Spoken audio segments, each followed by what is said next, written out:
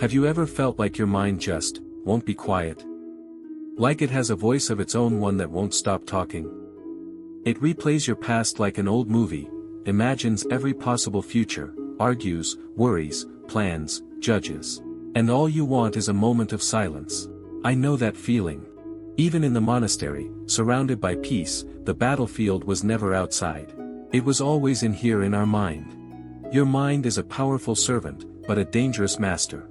And unless you learn how to guide it, it will guide you. Let me tell you something I learned in my starting year as a monk. Every morning, we would wake before sunrise. While the world still slept, we'd sit legs folded, back straight, silence thick in the air. The goal? Still the mind. Sounds simple, right? But my thoughts had other plans. One day, I was meditating, trying to focus on my breath. In. Out. In.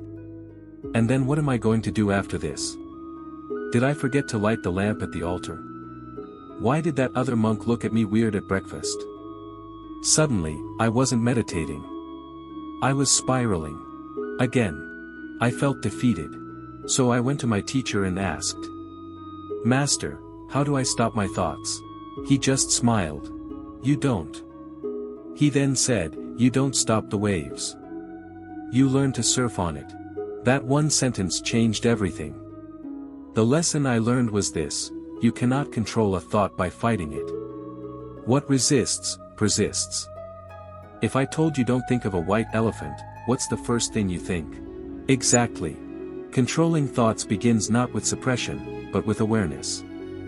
Awareness is the beginning of mastery. Let me explain. You are not your thoughts. You are the awareness that sees them. Like watching clouds drift across the sky, you don't have to chase them. You don't have to name them as good or bad. You just watch. Thoughts only control you when you believe they're you. Here's what we were taught. When a thought arises, observe it. Gently say, "Thinking." Then, bring your focus back, to the breath, to now. That simple act, naming it, creates space. A gap. A breath. And in that space, you find peace. It's not about having no thoughts. It's about not letting your thoughts have you. Let me tell you a short story. There was once a monk who carried a heavy bag everywhere he went.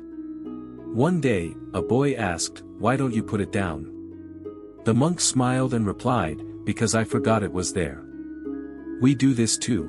We carry thoughts, stress, guilt, fear without even realizing we can set them down. What if you paused, right now, and took one of those heavy thoughts you've been carrying and let it go? Just let it float away, like a leaf on a river. Here's something you can try tonight. Before you sleep, sit quietly for just 5 minutes. Close your eyes. Take a deep breath. Observe your thoughts.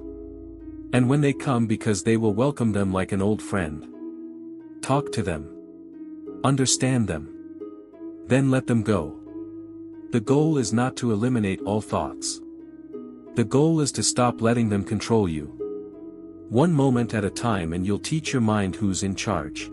So I'll ask you again. Are you the thinker of your thoughts? Or the watcher? When you begin to witness instead of react, to listen instead of control, to be still instead of chase, that's when your mind starts to soften. And in that stillness, you discover something sacred. You've been peaceful all along. It was never lost. Only hidden, beneath the noise. If this message found you today, it wasn't by accident. Like the video, share it with someone whose mind needs a little peace, and subscribe if your soul is ready for more. Until next time, walk gently. Breathe deeply. And remember, your mind is your garden. Tend it with love.